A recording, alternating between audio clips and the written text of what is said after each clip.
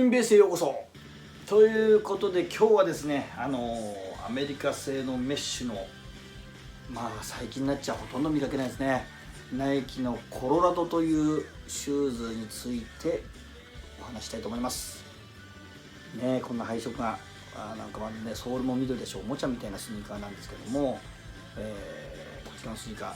ー、ちょっとアメリカ製のメッシュということでですね、 LDV だとか LD1000V、この頃のメッシュの形状だとか比べつつですね、お話できたらなと思っております。それでは最後までお聞きください。よろしくお願いします。コロラド。はい、こちらがコロラドです。コロラドはね、アメリカ製の、シューズしかないんですけれども、基本ブロック体ですね。機体は見たことないです。1977年から1979年ぐらいまで作られてたモデルで、こうパッと見室内シューズみたいなね感じもするんですけれども、一応ねトラック&フィールドトレーニングシューズの枠で、発売されております。ちょっとねこうおもちゃっぽいような雰囲気なんで、廉価版みたいな感じにも見えるんですけども、実はですね、売られた時31ドル95セントで販売されまして、ワッフルレーサーなんかとほとんど変わらない、金額なので、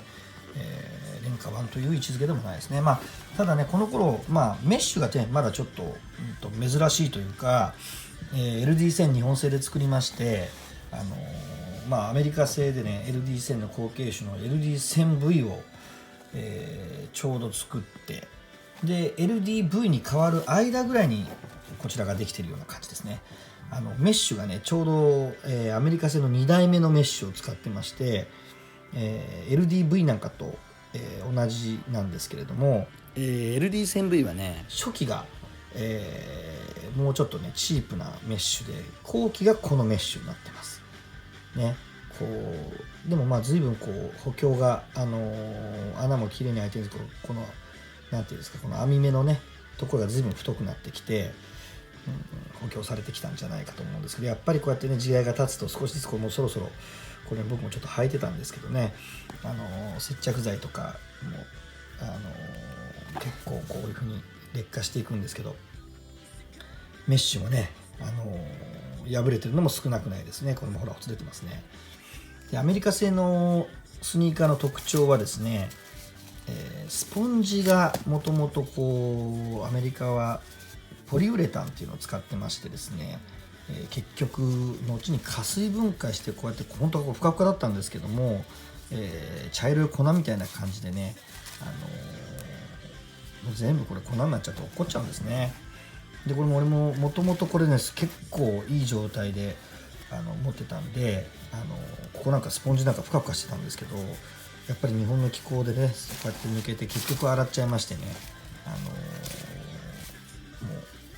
今じゃほとんどポリウレタンはもうこれ全然入ってないんですけども、アメリカ製の宿命ですよね。だからちょっと僕は日本製のとアメリカ製が両方あるとね日本製で集めたくなっちゃうんですけども、でこれ特徴は、コロラドはアッパーがですねまるでボストンのようにですね、メッシュなんですけどこうスウェードの補強がないんですね。もうこの頃になるとですね結構、こういう LDV みたいにこういうスウェードの補強ができたりとかね、している時代なんですけど、これはあえて補強なしで通気性をですね重視してるんですね。でも通気性を重視してると言ってもですね、こう今これ見えるかな、中はですねこう布がよいしょ、この頃はねしょうがないんですけどもね、布が中に入ってます。見えるかな。もう完全メッシュというわけではなくてですね、布がやっぱりこう間に入ってますんで、スポンジも入ってましたからね、向こうが完全に透けて見えるという状態ではこうやって指入れてもですね指が見えませんね。ただ普通のナイロンよりはやっぱり通気性がいいのでね蒸れないというような感じで、あとねこう少し軽量化も、してると思います。でもちょっとねこの色は急に作ったみたいな感じで、他のスニーカー見てるとね、ここまでですね緑と青と黄色となんてね、やるシューズはねこの後にも先にもないんですけどね、まるでなんかちょっとね選手別注でもこういう色使いをしたことはあんまないですからね。そういう意味ではちょっと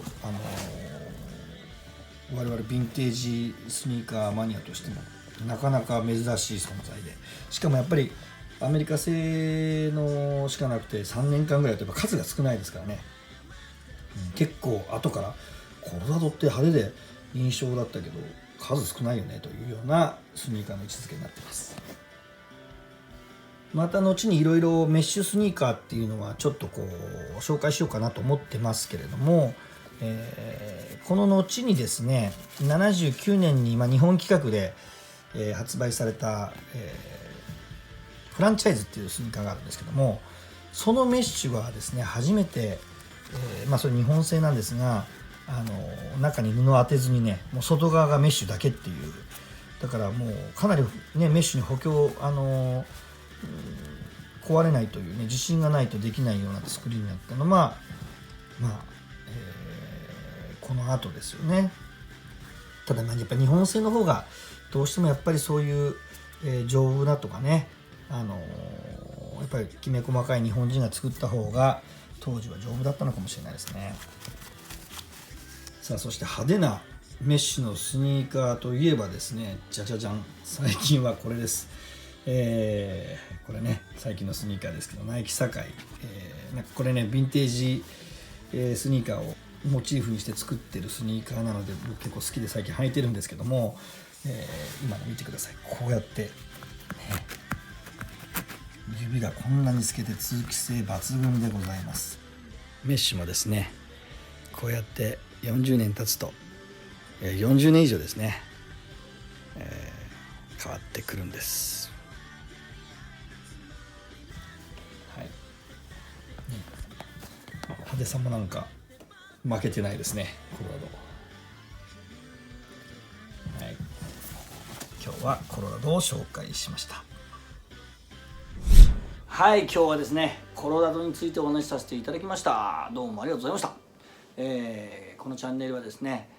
ナイキヴィンテージスニーカーをこれからね勉強したい方、私みたいにねもう大好きでしょうがない方、同じなんですかこの気持ちをですね、共有したりですね一緒に勉強したり、そんなチャンネルになったらいいなと思います。まだまだこれからもですね、ナイキヴィンテージスニーカー、このナイキクロニクルデラックスの、これをですね2016年に仲間たちとですね一生懸命作った経験を生かしながら、楽しく深くですね掘っていきたいと思いますので、ぜひぜひまだまだチャンネル登録をよろしくお願いします。お待ちしております。それではまたバイバイ。